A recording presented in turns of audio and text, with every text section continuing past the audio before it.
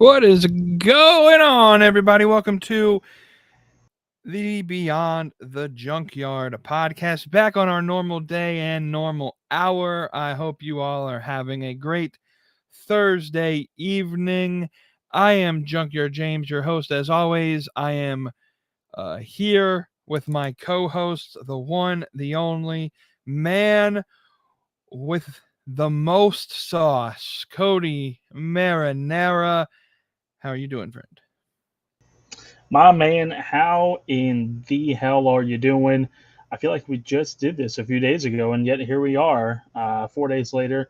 Thanks for everybody who tuned in this past Sunday night for our first Sunday night live stream. That was pretty cool. Um, Hopefully, we can keep the momentum up and keep the juice flowing, keep the sauce flowing, keep it nice and warmed up, as we say here. But we're doing good over here, man. It's almost the weekend. Spring is in the air. It's warm. It's starting to get a little hot, but we kind of knew that was going to happen living in the Carolinas. Other than that, we're doing good. How about you, my friend? Yeah, we're doing well over here as well. You said it's getting warm. It's more like it's blistering hot here. At least it was today. But knowing the Carolina weather, it'll be 26 and snowing tomorrow. But yeah, we're doing well here, and I hope everybody watching the live stream is doing well. Everyone that'll listen to the audio version afterwards, I hope you guys are doing well as well. You can see in the bottom right hand corner of the screen four things I need y'all to do if you're watching this live stream. The first one is hit that thumbs up button, give us a like, let everybody know that you are enjoying this content. Then I need you to comment, join the chat, join the live feed. But even after the live stream, if you're watching it on replay on demand, comment, let everybody know you're in here. Be active as part of the community. The third thing, I need you to share this with all your wrestling friends. We are here to build a community that isn't just casuals, that isn't just hardcore, that it's everybody mixed together. And the only way we spread the word is through sharing our videos, sharing our live streams. But the last one, the biggest one, hit that subscribe button, join the community, and then the notification bell beside it. Check that. That way you get notified every time we go live or post another video. But outside of that, let's jump into a segment that we introduced last week. It's called Guess the Wrestler. And for those who weren't here last week, the idea of Guess the Wrestler is I'm going to start you off with 2 hints. You got 5 minutes, and within that 5 minutes, you can guess 3 times, or you can ask a total of 10 follow-up questions that I can give you additional hints. Before I give you the initial hints, though, let's talk about the affiliate partner that powers this show. That is W Energy. If you're looking for a boost that keeps you sharp without all the jitters, say hello to W Energy. It's packed with clean, transparent ingredients, no sugar, and no artificial junk. It's just pure crash-free focus. Whether you're a gamer, you're busy working, or just grinding throughout the day, W's got your back. Try it now and taste the difference. They have a sale, I believe, right now. Buy 2, get 1 free, I believe, if I saw the email that they sent me correctly. But even without that, we have a way that you can save a little bit of money on W Energy. If you go to that link right there, w.gg, use the code Beyond the Yard, you can get 10% off of your order at checkout. So that is Beyond the Yard, w.gg. We want to thank y'all for partnering with us. Level up your energy game with w.gg, Beyond the Yard at checkout. All right, are you ready for this week's segment of Guess the Wrestler, my friend? I think so. You had me scared with you said before the show that this one's going to be a little bit different. So I'm a little nervous, but we'll give it a shot.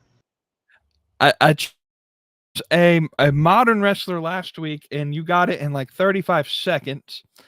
So I'm choosing a pioneer of the wrestling game this week.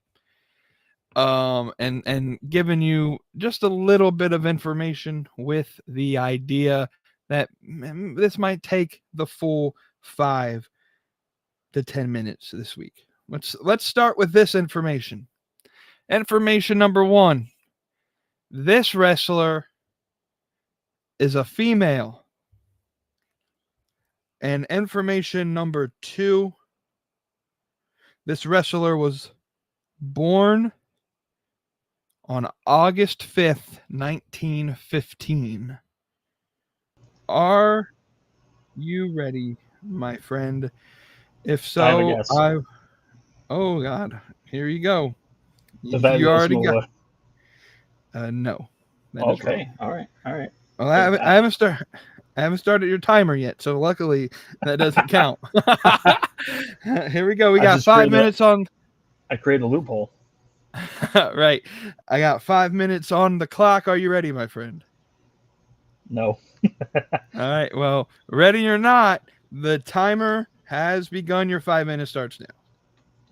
Damn, I actually thought that was a pretty good guess when I mentioned it. Okay. All right. So born August 5th, 1915. Is this wrestler still alive? This wrestler is not alive. They passed away on February 18th of 1989. That does not help me at all. Okay.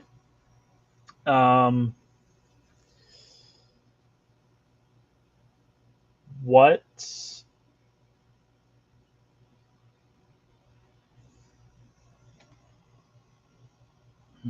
Trying to think of a good question to ask without trying to give away too much. Was she in the WWF/WWE the longest in her career? I don't think she ever wrestled for the WWE, but she is a WWE Hall of Famer for the contributions to wrestling as an industry. Okay. Was she mostly a wrestler in Japan?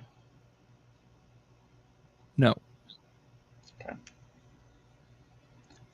Did she do more of wrestling or working within the business, like selling tickets and being a promoter?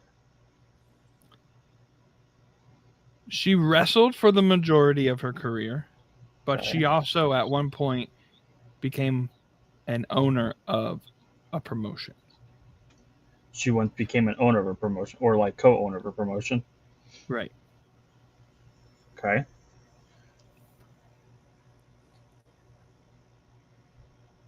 Halfway through the time. She primarily wrestled in America? Correct. Okay. Well, Jesus Christ, what the hell else was in wrestling besides the WWF and the Carnies? I will give you a little bit more info here as we're halfway through. This woman is what held the NWA World Women's Championship for nearly 20 years. Was recognized as the first NWA Women's Champion in 1950 and is known as the first female athlete to reach a financial gain of $1 million earned in pro wrestling. All right. How many guesses do I get now? You got 3. All right. I'm going to take one and say Mae Young. It is not Mae Young. Oh, boy. But they worked with Mae Young for quite some time. How much time do I got? You got 1 minute and 40 seconds. Trying to think of who actually wrestled in the NWA and also WWF. promotional work. I So think if I give she you NWA Women's World Champion. So she was mostly in the NWA. correct. Okay. So the territories that made up the NWA. I've only got really one more guess, and this is a shot in the dark because I don't know any other women besides maybe Mae Young, Moolah, and maybe two other women. But I'm gonna take a shot on this one. If it's not this one, I have maybe one more guess, and it's probably not a good one. But I'm gonna guess. Oh my god, her name just slipped my mind. It was I think you got it. Mildred Burr, something with a B. Burr. You're right. You're right. Mildred Was it Burke. Hey, all Mildred right. Burke with 30 seconds to spare. Wow. Oh man. Mildred Burke. Yes. See, if you didn't get it on your that guess, I think you would have gotten it with my last clue I was going to give you, which was a movie was created about her featuring Yeah. Tony Storm, Queen of the Ring. Yeah. Naomi, and etc. Yep. Yes. So congratulations. 2 for 2 on these challenges, but I almost got you. You had 30 seconds left before the timer And went off. you put a scare into me with that one. Oh my god. When I was like, there's no way it's gonna be that easy. When I guessed Moolah and you said no, I'm like, oh, now we really have to go into the bank here and see what we can come up with. Okay, very good. That was a great one. That was a good one. Wait, speaking of scary, you know what scared me yesterday? I opened up the app to our next affiliate partner to look at some of these tickets for the NFL, and the ticket prices that some of these resellers are asking for these NFL tickets. You might just we want you to use our affiliate link, and that's I'll let you introduce them here in a second. Just wait a few months maybe and you can get a better deal because good grief. And that is our sponsor, StubHub. Why don't you let everybody know about StubHub, my friend? Thank you, sir. Well, as our fabulous host just mentioned, if you look at the score tickets to, quite honestly, the hottest events in town, and right now the NFL schedule just got released last night, so that's automatically the hottest ticket in town. That's maybe why the resale market is going crazy because everybody wants to splurge and quickly buy those tickets. Resellers, scoop them up and then try to sell them at triple the price. So it's a little ridiculous. Let's wait after the excitement of the schedule calms down as we get closer, maybe July, June, late June, early July. Maybe that those prices will come down. However, regardless, tickets are high, tickets are low. StubHub has got you covered. Whether it's a concert, sports game, that must-see Broadway show, StubHub is your one-stop shop for live event tickets with millions of listings, some a little high. You can easily find the best seats at mostly the best prices. Typically, when there's a lot of excitement and energy and talking about a particular sport, concert, event, those prices are going to go up. Let it simmer for a little bit. Those prices will start to actually ease up, and you'll find that these listings on StubHub are the best seats at the best prices. Plus, with StubHub's 100% buyer guarantee, you can shop with confidence knowing that your tickets are legit and are ready for you to enjoy. So why wait? Don't miss out on the action. Visit StubHub today. And get your tickets to unforgettable moments across all sorts of sports and live entertainment. StubHub, the world's largest ticket marketplace. Guys, use the link in the description for all your sporting events needs. Sporting events, concerts, live events, things of all nature. Anything that you need to buy a ticket to go in, use StubHub. Use the link in the description for all your needs. And we thank StubHub for sponsoring and being an affiliate of our podcast. Absolutely. The link is in the description box below. If you're watching or listening to this on Apple and Spotify, check the show notes for that there. It should also be there for you all to use. Thank you to StubHub. This is now the part of the show that I like the most, and I'm going to let my co-host lead off the ranting session. It's the mid-card meltdown, and My friend, I'm going to give the floor to you.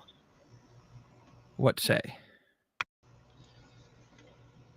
Well, let me just go ahead and say that the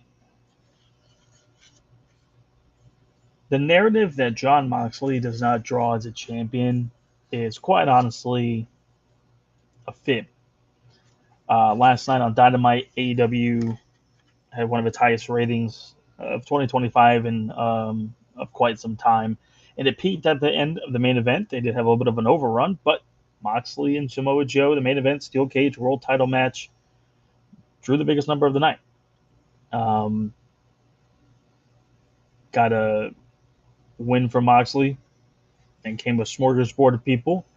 Got the announcement of Anarchy in the arena. We'll get to all this stuff here in just a little bit. But at 10 p.m. past, that was the highest rating of the show.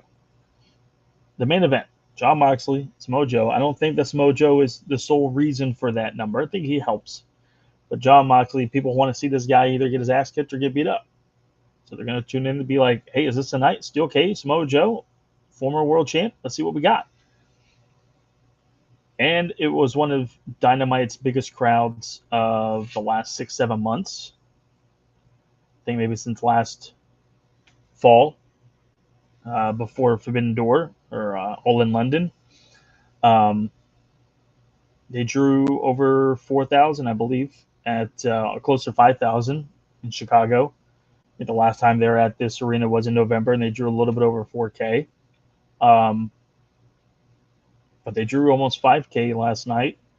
Had a really good showing, really strong card, really good card. And we didn't have to worry about, pictures of the hard cam being empty and things like that. So I think it's just funny how people create this narrative that you guys should have pulled the trigger, should have had Moxley lose the title 2 months ago, 3 months ago. It's not going anywhere. Doesn't draw as a champion. And if people just have a little bit of patience, let the seeds get planted, let that flower grow, or if we want to put it in a little bit better terms, put a little sugar in that sauce, get a little bit of flavor, let it simmer, let it spice up a little bit, put your other ingredients into it. All of a sudden, now it starts boiling, now it starts simmering, now it starts to actually make some, the ingredients are coming together. It's starting to really get a malleable sauce, if you will. So I think it's just funny how a specific section of wrestling fans who cater to us to slow down, let it take its time, let it run its course, let's let the story play out when things look really, really bad, then tell us that we need to get rid of something, it needs to end, it should have been done on 2, 3, 4 months ago, this is ridiculous, it's going nowhere, there's no creativity behind it, when it really just got started 4 months before that, and we really haven't really let the wheels run on the ground.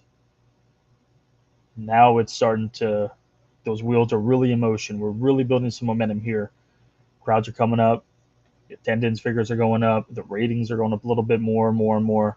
A little bit of dips, but going up steadily, a little bit here, a little bit there. Yeah, I think it's funny that a section of a certain fan base will tell us that it's not a draw, shouldn't be a champion, needed to be dropped a champion, you're going to kill the company, when we had a storyline for 4 years that honestly ran out of its course a year and a half ago. And yeah, very funny how that works. And it's funny how it's kind of blown up in their face, and I'm here for it. I like it.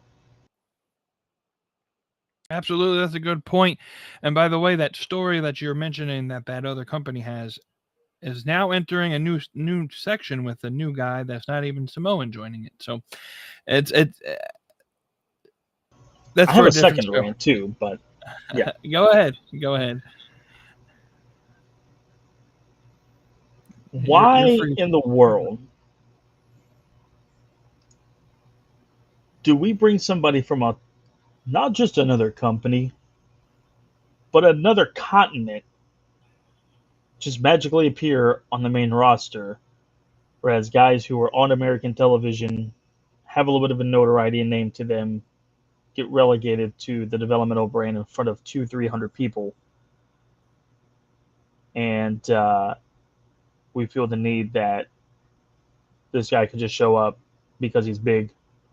People are going to automatically recognize him, know who he is, or that's Jeff Cobb. Who the hell is Jeff Cobb? I don't know who the hell this guy is.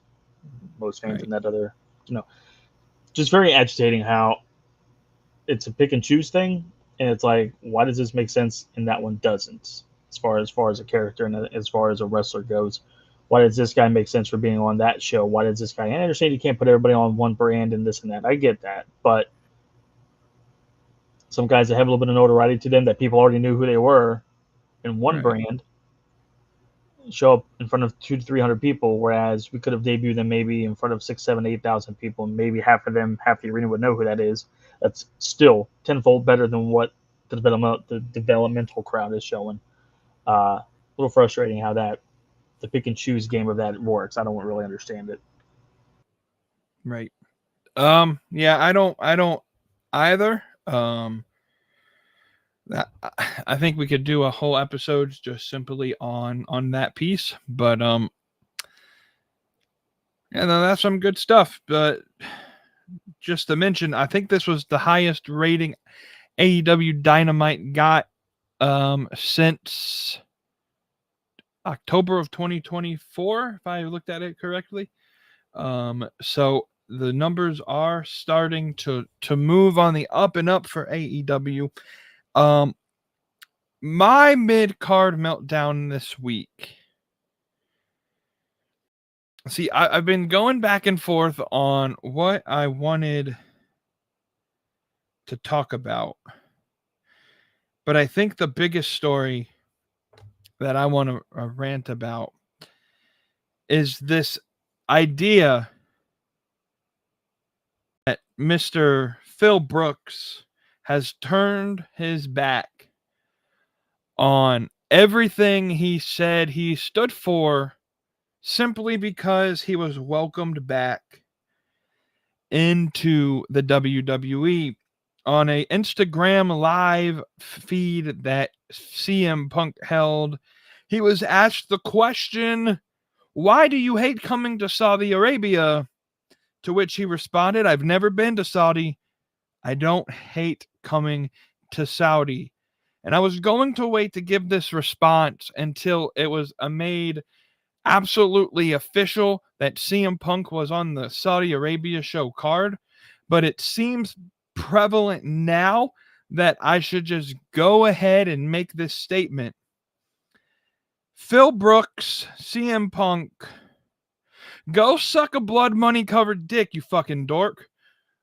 Oh, wait, that's what you said to, I don't remember who it was, several years ago, Phil, when they took the blood money of Saudi Arabia. I guess that blood money is good now when it's offered to you, Phil. Listen, I have had my issues with CM Punk for quite some time. The whole brawl out and all that, like, but this is the top of the cake. Like, this takes the cake of the most hypocritical thing CM Punk maybe will ever do in his WWE career. Let's hope he stays healthy enough to make it to the Saudi show, because it seems like he can only wrestle one match and then has to take a few weeks off, and I don't think we've seen him since he lost at WrestleMania, and he maybe he's just starting to make his comeback. So we'll see if Phil Brooks is ready enough for his fragile body to fly all the way over to Saudi Arabia to do whatever he's going to get paid for. It's just a little frustrating because this is a guy that, everybody loved in the mid 2010s, 2013. It was John Cena or CM Punk. And it's like everything you thought he stood for, everything he preaches about in social media, a couple $100 million or a couple $1 million will just be fine and dandy to forget that ever existed. And so, yeah, CM Punk, if I see you in Saudi Arabia, I'll say it again.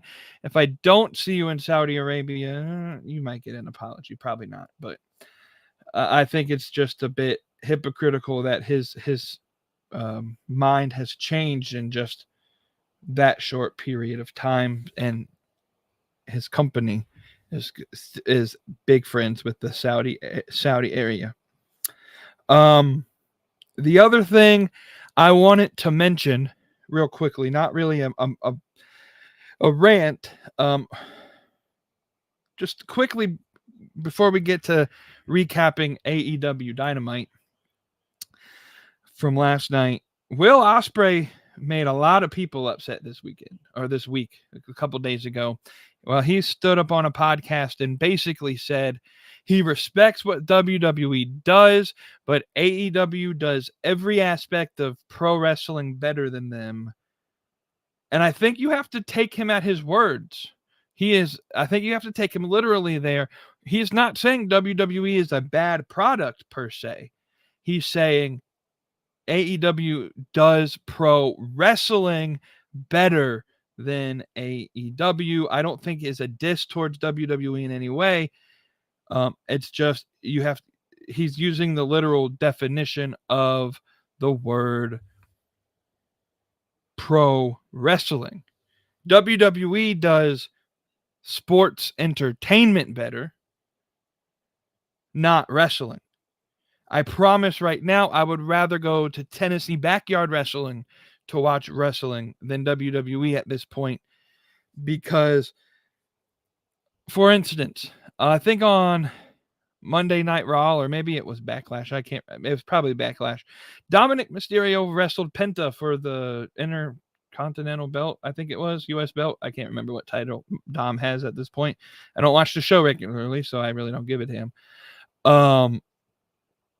And if that was in any other company, that could have been a 5-star match. WWE dumbed it down into some PG version of pro wrestling that, like, it was still decent. It would have been so much better elsewhere. But let's break into our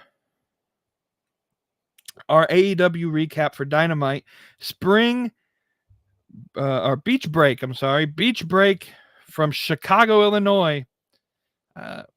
Are there beaches in Chicago? I don't know. Still haven't answered that question. There's lakefronts. I don't know about beachfronts. Right. So Beach Break live from the Now Arena in Chicago, Illinois. And we had a pretty interesting show. Was not my favorite Dynamite of the year. Was not my favorite Dynamite in Dynamite's history. To me, it felt very, very reminiscent of a WWE show. There was a lot of promo work. There was a lot of segments that I questioned why they even had any relevance on the card. For example, the Hurt Syndicate finished their match, and the Hurt Syndicate finished their match, and Dustin and Sammy Guevara pull up just for Crew to pull up, and they had like this 10-minute long promo that only led to a match on Saturday on Collision. Sorry, I'm still in last week where Collision was on Thursday, but it led to a match on Collision. This could have been something that was settled in a tweet by Tony Khan and not on TV, in my opinion. That time could have best been used either for the main event, which 10 o'clock hit, and we were on commercial break at 10 o'clock. They definitely could have fit in a little bit more work with the title match. They definitely could have given the women more time in their 4-way eliminator match, but instead they get a match that leads to a number 1 contendership match on Collision, which, great, we need to build for Collision, but how many matches have been built for Collision through a Tony Khan tweet? This is one of those matches, in my opinion, that could have had that Tony Khan tweet build the match, number 1 contendership for Double or Nothing for the tag belts. Before we move on to anything else, your thoughts on just kind of that surrounding stuff? I mean, I don't particularly love it when Tony Khan puts out a tweet and says, "Hey, uh, due to ongoing beef, you guys fight on Collision." And to me, that's just like, okay. I mean, that there's no premise to that. Whereas at least we got a little bit of something as a backstory leading to Collision. There's a little bit of beef going on screen, on TV, on the mics. So I'd rather have that versus tweet or just a non-announced match. Um, I get what you're coming from, though. I mean, it was a bit of a lengthy promo, and it was kind of awkward in the way that it was delivered. It seems like they're trying to push Crew a little bit here recently with Leo Rush and Action Andretti. Um, it's just interesting to see how that's going to turn out on Saturday. Have Dustin and Sammy lost the ROH tag belts yet? Remind me on that. I don't remember if they have or not. They have not. They are still Okay. ROH Tag Team Champions. So that's obviously giving Dustin some TV time, Sammy some TV time. Maybe that's a way for them to try to build an audience to watch ROH on Thursdays. I don't know. But it's going to be an interesting. It's going to be an okay match. But I'd rather have that kind of build versus just throwing it out not announced or via a Tony Khan tweet. I'd much rather have a little bit of a backstory, whether it's 4 days, 3 days, or 3 weeks beforehand. Give me something that I at least now know why it's happening versus it's a random tweet that Tony Khan posted it at 7 o'clock in the afternoon or in the evening the night before. So I thought the show was pretty decent overall, though. I mean, you're going to have your promos a little bit to build some things, but I thought the quality of the matches was pretty good. I thought that the way that we're starting to finally get some more matches on the card for Double or Nothing is really good. But I think sometimes you have to have shows like these in order to maybe have to build your pay-per-views a little bit differently depending on the way that it's just shaped up storyline wise. Really pushing the Owen Hart stuff, and then this week we still got a little bit of that, but now we're really pushing towards other stuff as well. So we got 2 more matches announced, I believe, for Double or Nothing. We put a lot of heavy focus on those coming out of the show. So yeah, I thought overall it was a good show and a better build towards Double or Nothing. Thank God it only took 3 weeks, but we're finally like, okay, now we have some momentum going towards the pay-per-view. And that's fair. I just maybe from a personal perspective, preference, man, that women's match was built so well. It just kind of felt like it went so fast, and the women only had 1 segment on the show. And man, I just wish they had a little bit more time. But I get it. I get what you're saying. The storyline is important.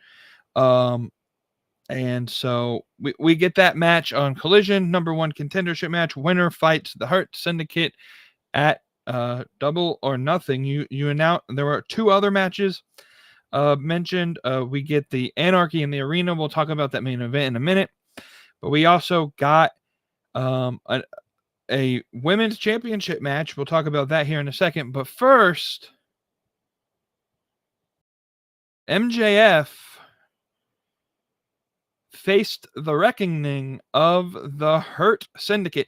Where I thought they did great on their promo work was this whole segment with MJF. It was fantastic. Tony Khan snitched on MJF hiding behind the gorilla position table, pulling Shelton Benjamin, pulling him out and dragging him to the ring.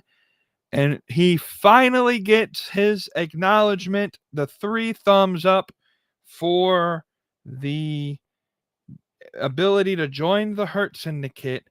But it seems like Maxwell maybe played his hand a little too quick, couldn't keep his mouth shut when asking for his lawyer, Mark Sterling, everyone's favorite lawyer. I think Jade Cargill's still waiting for some compensation from Mark Sterling. She might get it in a year when she signs back with AEW. But yeah, we got MJF in the Hurt Syndicate, but it seems likely at the quote unquote contract signing there might be a little turn there.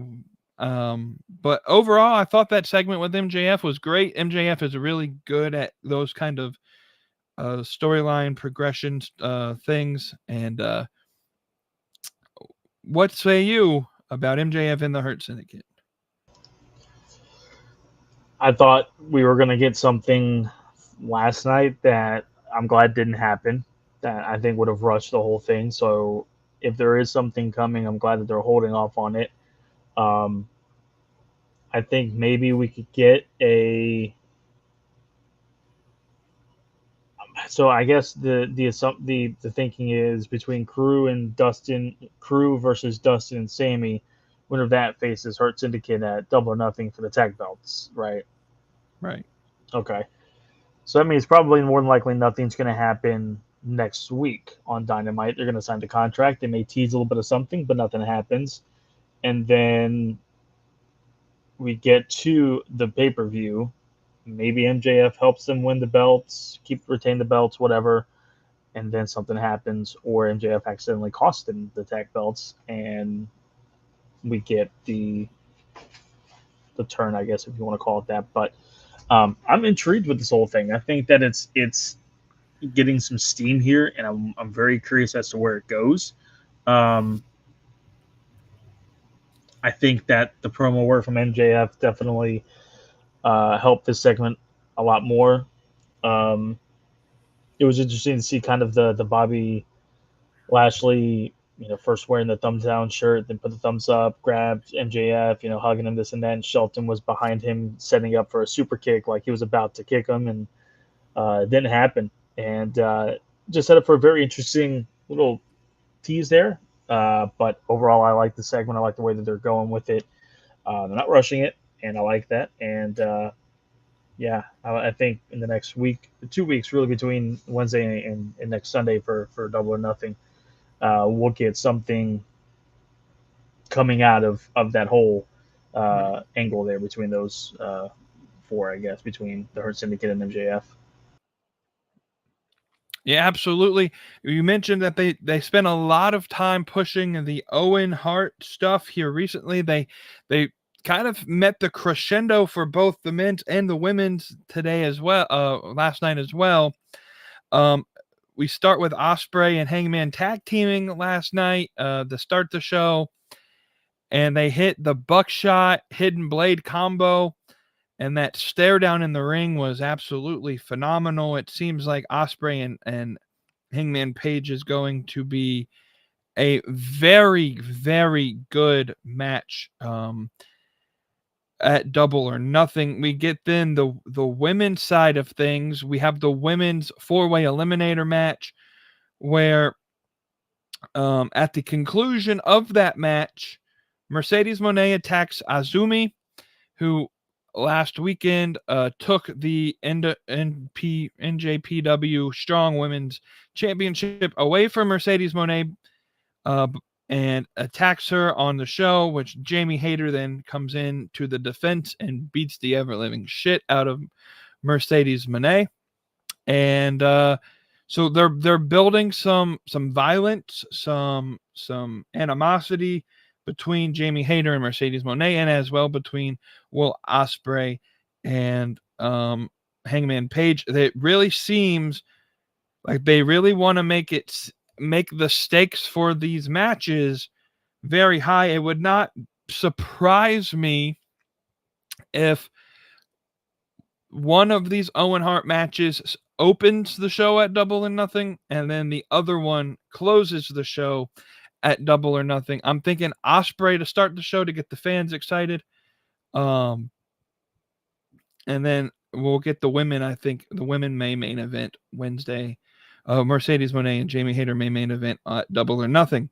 But your thoughts on the Owen Hart stuff and as they're progressing to the finals in the next couple of weeks?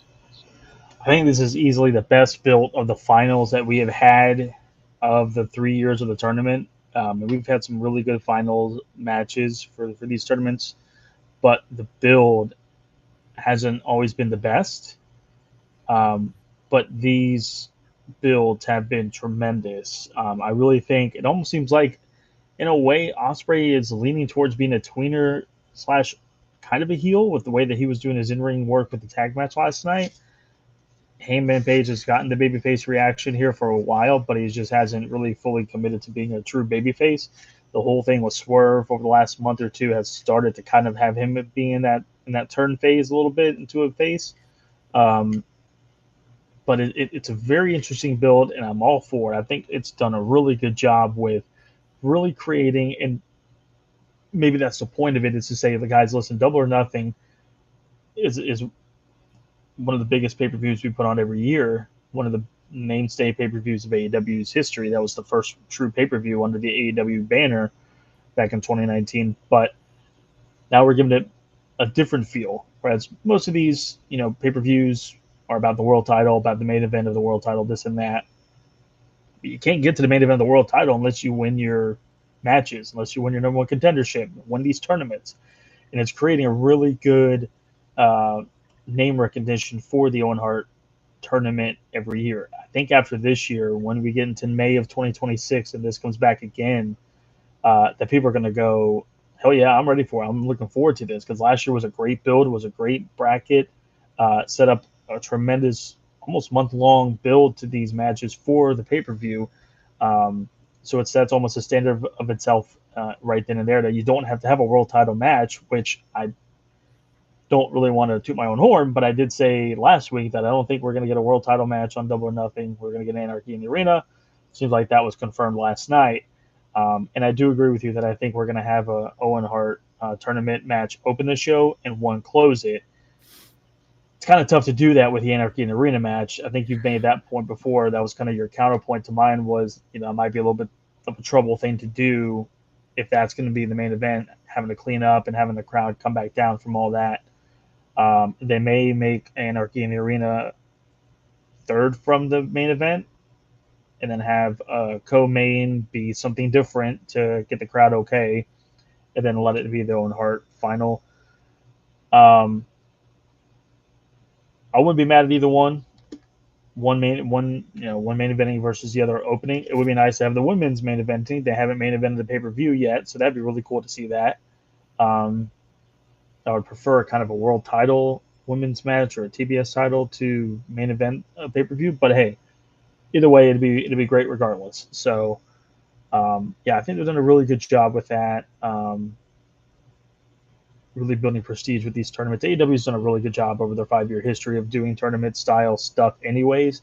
But I think this one has been the best built overall that they've done, and actually having these matches mean so much going into the pay-per-view and then coming out of it. So looking forward to it. We'll see what happens, and I think that it's going to be a good show overall for those two final matches next Sunday.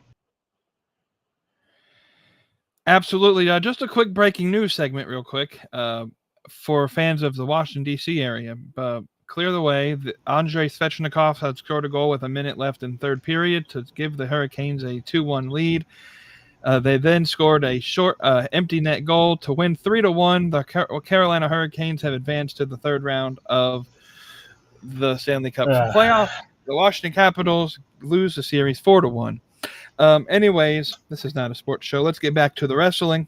We got two more big points of AEW from last night. The women's four-way eliminator, as I said, Ozumi gets attacked at the end, but during the match, the champion gets pinned by Mina Shirakawa, setting up Toni Storm versus Mina Shirakawa at Double or Nothing. I think this is a great match that is going to at least give Toni Storm something to do while she waits for her opponent. But it also builds the intrigue, because shall Mercedes Moné win the Owen Hart tournament? It would make sense Mercedes Moné versus Mina Shirakawa. Should Mina Shirakawa beat Toni Storm for the belt? I don't think she will, but this ain't a prediction show. We'll wait. We'll give it 2 weeks before we do our prediction show. Next week we'll do our prediction show next week. And so we'll talk about that then. But I like that we have at least one world one world title match on the card. I just think some of these pay-per-views, some of these titles need to be defended. We're not going to get we're more than likely not going to get Okada's belt defended until All In. We won't get the world title defended till All In. We may get Adam Cole defending his TNT belt. It's not confirmed at Double or Nothing, but if not, probably not until All In. So it's good to at least have some of these belts being defended on pay-per-views, at least with the tag belt and the Women's World Championship. The funny part about this match is Mina Shirakawa comes out to one theme song that's brand new. Mikey Ruckus tweeted about it, that it was created by the same people that created Mercedes Monet's theme song, and it got absolutely hammered on social media. Everybody hated that song. And they hated it so much that Tony Khan decided live on air to give Mina Shirakawa her original theme song back after she won the match, and admitted it during the show that he was scrolling Twitter looking at fan feedback as the decision as to why he made that swap. I think that's interesting. I don't know if WWE would ever do that. They'd probably be like, fuck y'all, you can do whatever, you can complain all you fucking want, or they're going to do whatever we want because it's our business, not yours. Tony Khan at least shows that he cares about what the social media market, the fan base thinks. And I think that's the reason why the people that are on social media for the most part like AEW, because they feel like they're heard, and WWE, they feel like they're isolated. Good segment there for the women. We get to the main event, and that's the last biggest thing. And Joe and Moxley put on a pretty good cage match. And we all knew at some point that there was going to be some form of interference. I think that was clear to say. But they pulled the most bloodline storytelling of all time. If it wasn't clear that the Death Riders are the AEW's version of the Bloodline, the man in a black sweatshirt with the hood on top of him coming out to help the heel came straight out of the textbook of what the Bloodline used to do. That was their MO. Every time they debuted a new Samoan, he wore a black hoodie and pulled the hoodie off to debut. This one, he's not Samoan, not even really related to Jon Moxley in any way, shape, or form, except they had a really good feud a couple years ago. Gabe Kidd comes out to the defense of Jon Moxley. And to be completely honest, it doesn't make a whole lot of sense to me. Because, again, like I said, Moxley and Gabe Kidd had a big feud a while ago.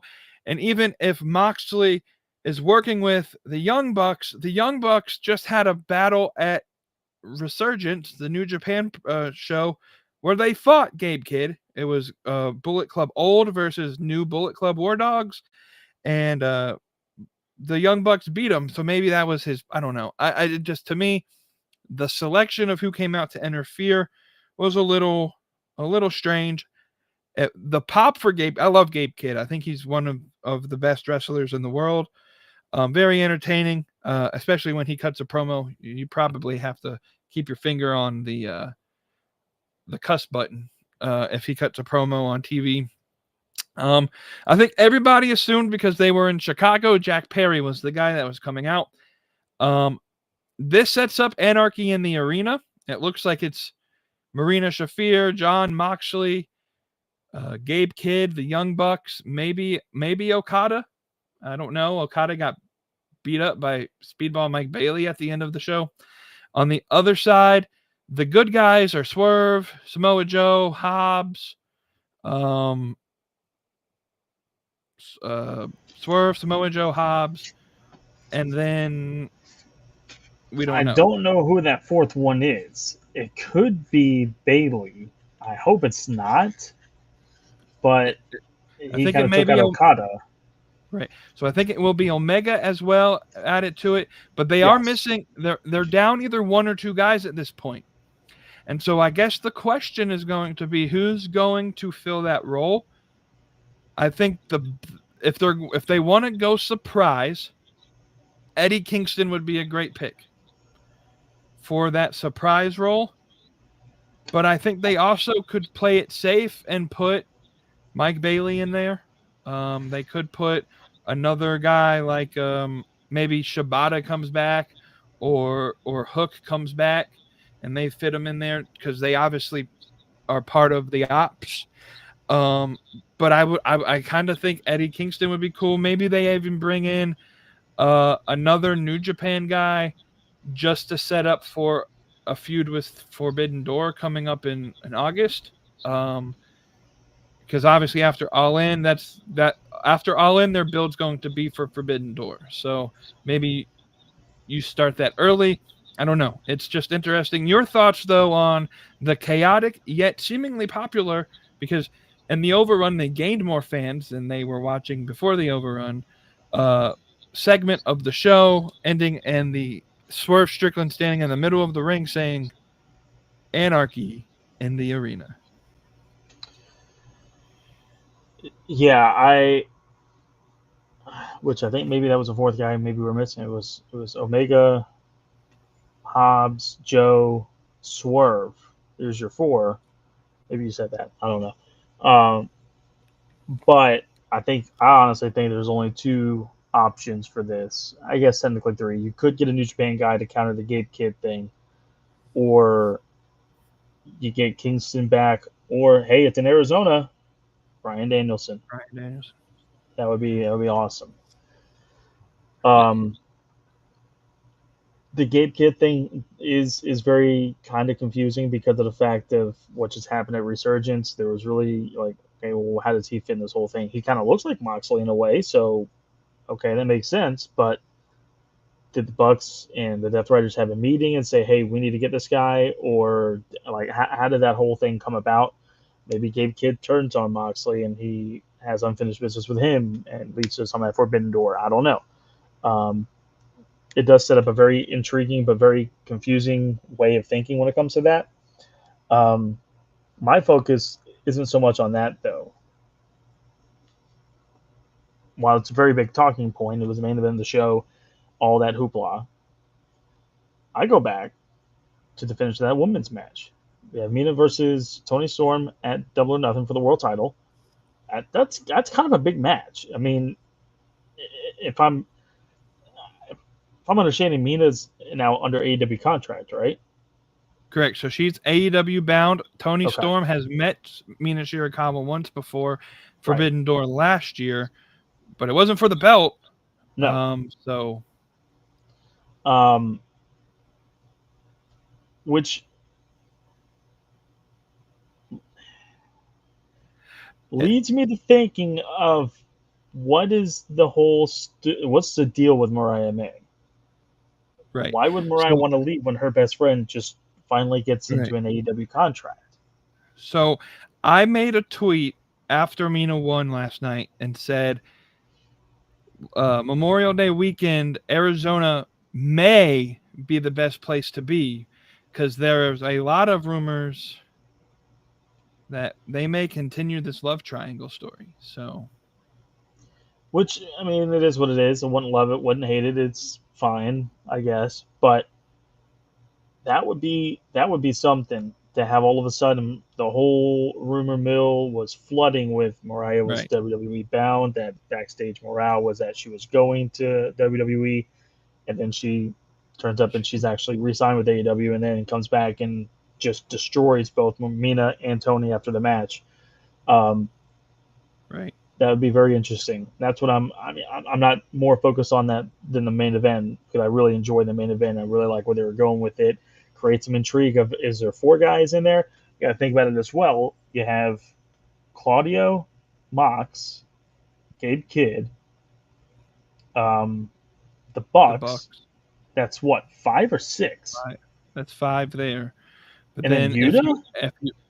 If you had Yuta, or if you had Okada, like the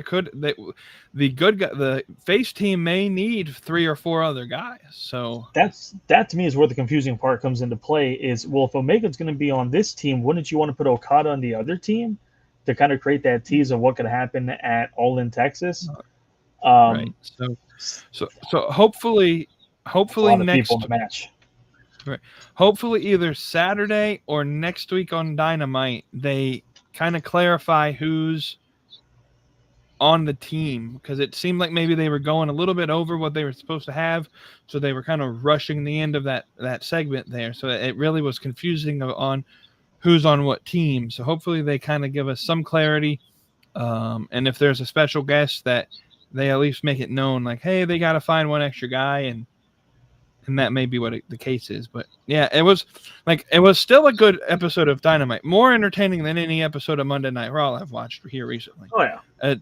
But for it, I don't know. It was to me like an A-, where most of the last couple AEW shows, in my opinion, were like A's or A+. But it's still a really good show. We're going to quickly run into our main event segment. The title of this episode: what is it that makes you a pro wrestling fan? And so I ask this question because I have seen a lot of discourse on multiple sides of this question. So I want to paint the picture real quick, and then I'm going to kind of let you answer. On one side of the aisle, we have people that are saying, if you watch only WWE, or if you watch only AEW, you're not a pro wrestling fan. You're a insert company here fan. You support one company, but you don't support pro wrestling at large. And on the other side of the aisle, you have people that say, and these fans are probably more so WWE fans, that say WWE is the mainstream topic. They are what pro wrestling is. If you were to ask some random guy on the street what pro wrestling is, WWE would come to mind. Therefore, out of willful ignorance, they will say WWE is the only product that matters, and AEW, New Japan Pro Wrestling, all of the other independent stuff doesn't matter and isn't relevant. And they may even go as far as to say, like, I've heard this said before, AJ Styles can't be considered one of the greatest wrestlers of all time because the stuff that happened before his WWE run doesn't matter because it wasn't WWE. To which I had to explain to them, WWE came knocking at his door in 2002 and he turned them down. So if WWE cared enough about him, maybe we should care enough about him. Here's where I stand on this issue. I stand in the middle. I think it's okay if you support AEW only. I think it's okay if you support your local independent program only. I think it's okay if you support WWE only. You're still part of pro wrestling. But at the same time, you cannot be so willfully ignorant as to say, well, Will Ospreay is not the best of the best because he can't make it in WWE, or you have to have some general knowledge of your competition. You have to have some knowledge of the other pieces of the industry, or else you get what you got at Backlash. When Jeff Cobb came out, and for 20 minutes, I had to spend time explaining who the hell Joe Cobb was, because they don't know who he is. And if you don't, WWE has progressed enough to think that the fans should know who other wrestlers are. If WWE is changing their philosophy to allow you to believe that the fans are smart enough to know who Jeff Cobb is, it might be time for you to kind of smarten up on who some of these people are. And so I'm in the middle. Like, you don't have to be me or you who kind of are an encyclopedia of knowledge on who Mildred Burke is and can in 30 seconds can name off 30 accolades of Mike Mizanin, or even know that Mike Mizanin is actually the Miz. Like, I'm not saying you have to know that stuff to be a pro wrestling fan. What I'm saying is you can't deny that AEW exists simply because it's second place to WWE. But at the same time, just because you watch WWE only doesn't mean you're not a pro wrestling fan either. So let me let you share your thoughts on that, my friend. Yeah, I mean, I would say I'm in the same boat with you as well. That, hey, I mean, you can have people who are, if you want to call them tribalists, people, they can like who they like, watch what they watch, support what they support, and that's fine. Um, you can have people who watch a plethora of stuff and be a fan of that. I think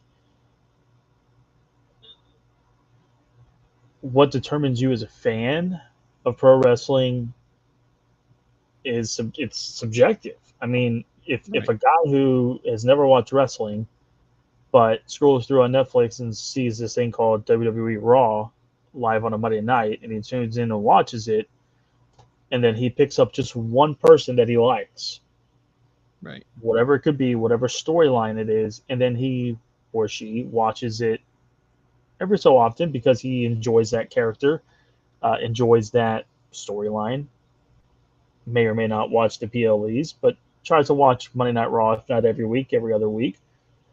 Do you consider that a pro wrestling fan? Do you consider that a WWE fan? Do you consider that a insert superstar's name here fan? Like, how do you define that? It's a fan. Right. They're watching the product. They're a fan. Right. I think that the way that the world is these days of we need information right at our fingertips at every second of every day spoils the fans to think that they need to know everything about anything, and if you don't, then you're no longer considered one of us, Right. quote unquote. Right. And I hate that because I want wrestling to grow. I want wrestling as an entertainment form. It's a sports entertainment form to grow more, to get bigger sponsors. I would love it if they got a beer sponsor, like a legit beer sponsor. I'm not talking about real American beer. Um, give me Coors Light. Give me Michelob Ultra. Give me something that's like, holy shit, that's a pretty big sponsor that's investing into a Right. pro wrestling thing. Grey Goose, or Jim Beam, Jack Daniels. Tremana is a vodka, right? But or tequila, but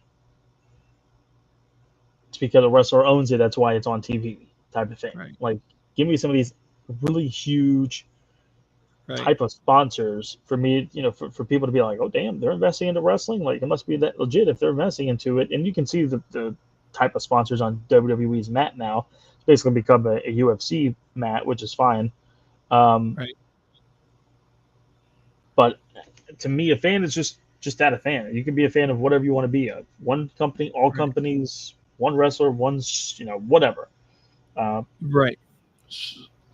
So, kind of going off of a piece that you said, like it seems like wrestling now, maybe it's social media, maybe it's, I don't know, maybe it's always been this way, but it seems more prevalent nowadays that pro wrestling and fans are, I don't know, putting labels on people and boxing people into certain places. Like, when I look at wrestling fans, like if I had to describe myself as a wrestling fan, I am an AEW diehard. I love AEW. I've watched AEW since day one, and I will continue to watch AEW till the day Tony Khan has to sell the company, if that ever happens.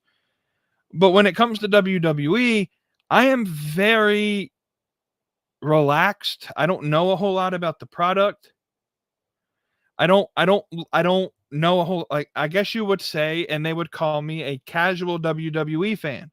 but I like pro wrestling and I keep up with it. The problem I have is I don't like labels of, well, you're a hardcore fan, or you're a casual fan, or you're part of this wrestling community, or you're part of the internet wrestling community. Because what happens is you have people that are part of one community trying to say people, and they generalize and say all people in this community are bad because they all generally believe this one thing, and it becomes this game of politics where like, if you were to strip away all of the labels, like 90% of everybody in America agrees on most of the basic tenets on our political spectrum. We have all of this back and forth arguing because of all of these different labels. I agree, I believe the same thing is true with wrestling. You can go to a WrestleMania and there are people from England and all around the world in all 50 states that are all different religions, skin colors, creeds, ethnic backgrounds, and all they're there for is to watch wrestling. I don't think they care at that moment if they're hardcore or casual or anything in between. The problem is when we add these labels and you say, well, fuck the IWC because they care too much about the product, they spend way too much time talking about it, and then in the reverse you have people saying, well, fuck the casual wrestling community because they don't care enough about it. Well, why don't you just watch what you want to watch? Why are you so focused on what or how other people enjoy this entertainment sector? Like, wrestling is supposed to be a place where you can kind of get away from the rest of the world. At least that's how I look at it. Like, I love AEW and I'm invested in AEW because it's something that I can take my mind off of the day-to-day grind that I have to put in for work and school and all of that other stuff that I'm dealing with. It's something that I enjoy. And for someone to say on either side of the aisle that I'm in the right or I'm in the wrong because I see wrestling through a lens different than them, at the end of the day, you are right. It is subjective. Who I consider to be the best wrestler may be your worst wrestler, and vice versa. If you like watching wrestling from the lens of Vince McMahon in the 1980s, which was, if you took the most steroids and you were the biggest wrestler, you're going to be the world champion. If that's how you still see pro wrestling, that's totally fine. If you see size as what matters to you, but to me, that might not matter as much as if the soap opera of WWE, what entertains you, then so be it. You're allowed to watch in that lens. But I think you have to allow other fans the same respect to watch wrestling in the other lens. So like for me, I could give less than two shits about the story behind a lot of matches. Like, I need to know just basic information as to why X, Y, and Z are fighting each other. But I don't need a love story. I don't really need a telenovela. I don't really need an action movie plot to get me to watch a wrestling match. Just put two really good wrestlers in a ring and I'll watch your wrestling match. Because, and I've always said it this way, if I wanted to watch an action movie, if I wanted to watch a telenovela, I would watch Days of Our Lives or Iron Man, or I would watch the pros do it. Because let's just be honest, Seth Rollins and all of the WWE wrestlers are really good wrestlers, but most of them are shitty actors. There's a reason none of them make it pro and acting outside of like The Rock and John Cena, and that's about the only two because they have a monopoly, and Dave Bautista. But like, you watch 2010s, like the Bella Twins act. There's better acting in like porn movies than what they can do in that time. Like, we'll just keep it real. Like, they're good wrestlers, but they're shitty actors. So if I wanted to watch acting, I would just watch a movie or I would go watch a Broadway play. I go to watch pro wrestling, and this is just me personally, for the wrestling. So just put people in the ring and I'll watch it. Give me just enough information as to why they're wrestling, and then let them tell the story in the ring. But that's my last piece of that. Any last words? What you got to say about that topic before we close the door today? I mean, I agree with you for the most part about that. I mean, I'm a little bit different to where I need a little bit more of a context as to why these two people are fighting or whatever. I don't always need it. Sometimes it's okay to not have that, and they put on a really good performance in the ring, I forget sometimes that there's no storyline or rhyme or reason for the match other than either it's, hey, this guy's fight got canceled, we needed a quick good match to entertain the crowd, or simply, you know what, I don't like the way you look, I want to fight you. I mean, it can be that simple, whatever. uh, I like a good variety in my wrestling. Of I'm okay with not having a fully truly announced backstory 2 3 month arc of why this feud or match is happening. But at the same time, I would like some of my bigger things to have some depth to them with storytelling and in ring action and promos and all that stuff. I like a good blend of it. Um, but like I said, you said that's all subjective. Not what one person's wrestling is the right way. It's what they prefer. And if you find that in a company that has more of what you like than the other, that's what you watch. That's totally fine. If you just like wrestling to like wrestling and you watch a bunch of stuff, cool. That's awesome. Don't shame people for liking one thing or not liking one thing. I don't see Breaking Bad fans of Breaking Bad going shitting on people who like Games of Thrones, or people who are Sons of Anarchy fans shit on Yellowstone. Like you don't see that. That doesn't happen. I don't ever see. I could be very wrong, but I don't ever see people of TV shows fight fans of another TV show because you like my TV show and I don't like yours. Like I don't ever see people fans of Friends talk shit about fans of Seinfeld or whatever. Right. Like the point's there. You don't see that. So why do we feel that it has to happen in wrestling? And that's where maybe a big cesspool of social. That's where kind of a bad vibe of wrestling comes from. Is the fans is because Right. of how you can try to get a new person to watch it, but if they say, "Oh man, I really like this AEW thing. It's pretty cool." No, you fuck you. You're horrible. You don't know what real wrestling is. You don't watch the real stuff. You don't watch the good stuff. That's bullshit. That's not good. Like why are we shaming that? It's what just what they like. Let them get exposed to more things. Maybe they'll mind or open up a little more. They like more things down the road.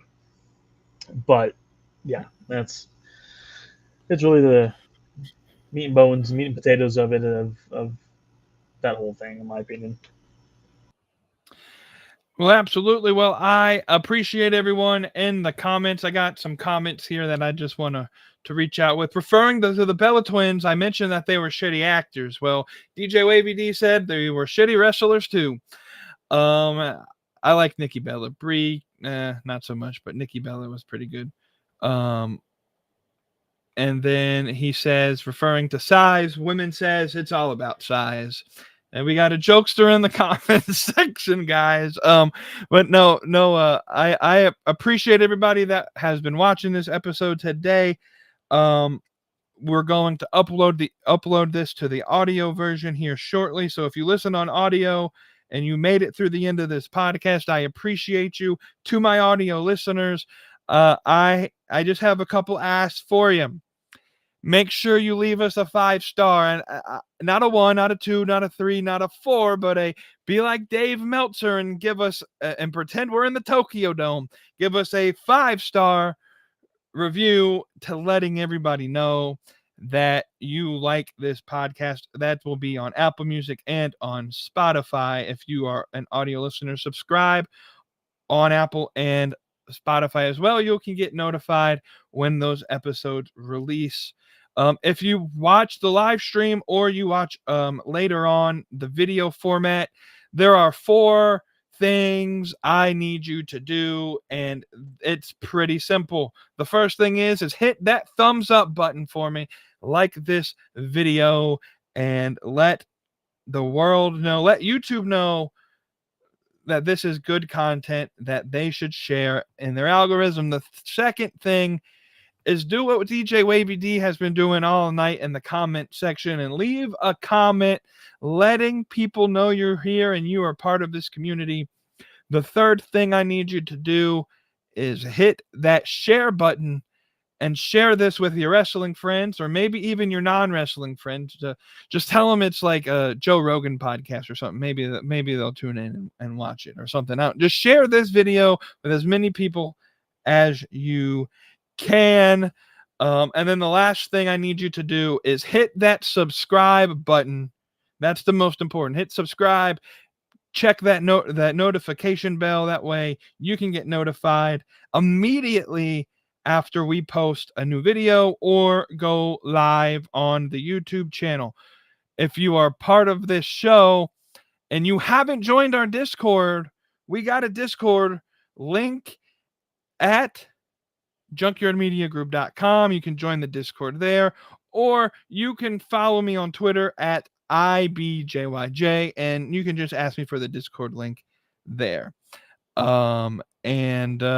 Otherwise, guys, this is all we have for you on this Thursday live stream edition of the Beyond the Junkyard podcast.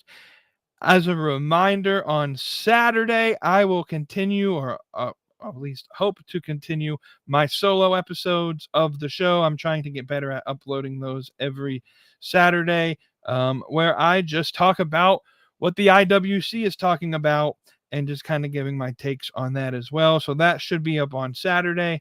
But I turn to my co-host, the man with the most sauce, Kody Marinara, to say the final words. Well, friends, at that point of the time of the show again, where I have to give you the two most famous words in the Beyond the Junkyard and Junkyard Media Group's history.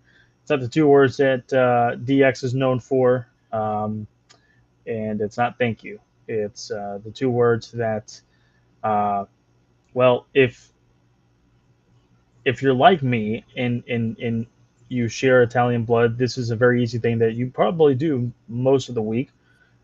Especially on Sundays. But for some of us who maybe not enjoy that as much, you need to enjoy it. You need to devour it, especially if you're a fan of a certain team that two initials are WC and have the colors red, white, and blue. Fuck those pieces of shit. I hate them all. I hope they all die. And I can't wait for October to see them on the ice again. Alex Ovechkin, I love you. Please retire soon. John Carlson, I don't love you. Please retire now. And for anybody else who's not younger than 27 and can't skate and score, get the fuck off my team. But anyways, that's for a later conversation down the road. That's because I'm very salty. I need to take a little bit of salt out of my sauce and put a little more sugar to sweeten it up a little bit. I may do that this weekend. I'm going to fuck you. First of all, that's not right. No. Wrong WC. Wrong WC. I forgot the fact that now there's two WCs in DC sports. I forgot that. Sorry, wrong team. Anyways, this weekend I'll be devouring a bunch of alcoholic beverages, so that'll help me take away the loss of being out of the playoffs. But it's all good. So, long story short, this weekend and forevermore, I hope all of you stay saucy. Beyond